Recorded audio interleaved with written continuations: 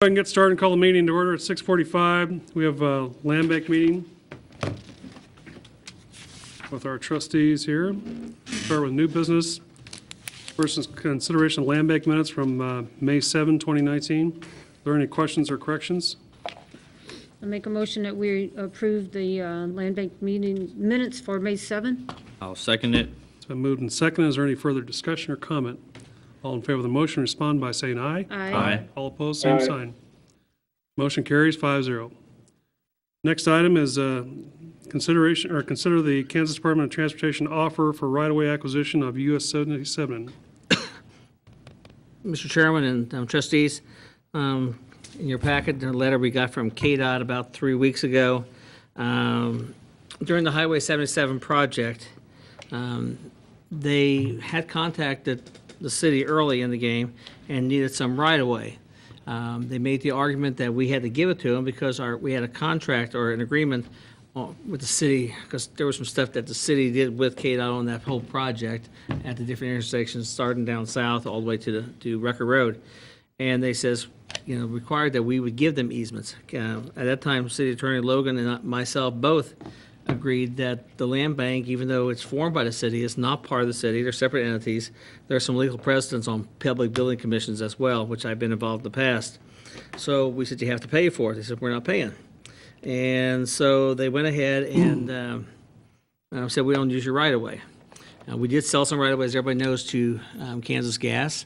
Westar needed some right-of-way. They decided to route another way, which worked out great, and they did a wonderful job with it.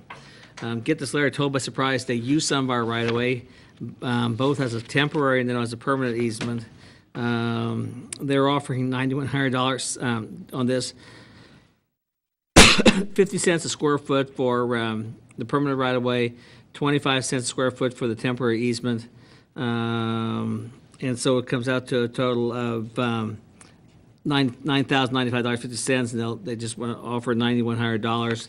If you're in agreement with that, then they'll move forward and get all the documents for the next meeting.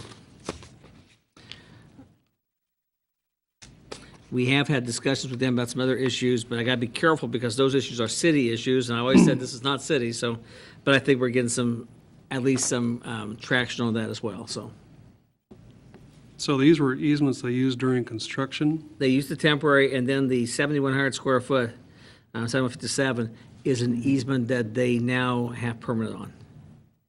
Because it's part of their highway right-of-way comes out there. There's no, structure on there. Because they didn't need our permission. They did not need our permission. Yes, they did. Oh. But they didn't, and Yeah. they didn't get it. But they're asking for it now and offering $9,100. And, and actually through this whole process, we had a lot of issues with KDOT on the city side. Initially, we had the barbed wire fence issue. As some of you know, Sides family came in, John came in and was concerned about them building that barbed wire fence right south of the new VA clinic that was named John's uncle's name. And I didn't even realize, and I tried to put a stop that says you can't put barbed wire in the city. And they made the comment, it says, well, yeah, we can. Under state statute, if the state of Kansas came in and built a building here in town, they don't have to follow our building codes.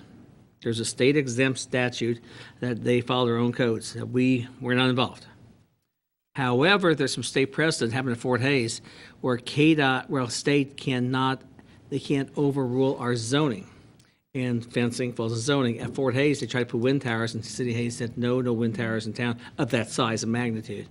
And so, there's Attorney General's opinion on that. So we went through that, and we allowed the fence to stay there so far. But the rest of the project, then they all put the cable in. And so finally, Dale Hertzberger one says, "Oh, I like that cable. That turned out nice." And I go, "Maybe we should do it all that way." But because up northeast of my place on 77 and 18, they put the cable, and maintenance is nothing because once a year they get a crescent wrench out and tighten the nut. That's it, Getting good to work with. Again, even though they should have done it ahead of time, and, I don't know if we gain anything by battling on this. My recommendation is to accept their offer. So you feel that this is fair and reasonable compensation? Yeah, for 50 cents a square is fine. You're talking $20,000 an acre on the permanent, and the temporary quarter is more than fair. Any other questions? Is there a motion? Make a motion to approve the Kansas Department of Transportation offer for right-of-way of acquisition for US 77 at $9,100. Second. Correct. Yeah, could you add in there, we can do it one way, that approve or a permission for the mayor to sign documents when received? Okay, Also move to have part of the motion, yeah. permissible for the mayor Or to. chairman, excuse me, chairman. Chairman.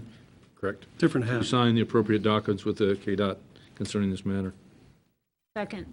So moved and second. Is there any further discussion or comment? All in favor of the motion, respond by saying aye. Aye. All opposed, same sign. Motion carries 5-0. Is there a motion to adjourn? Make a motion to adjourn. Second. All in favor, say aye. Aye. Aye. And we're concluded. We'll return at 7 o'clock. Thank you.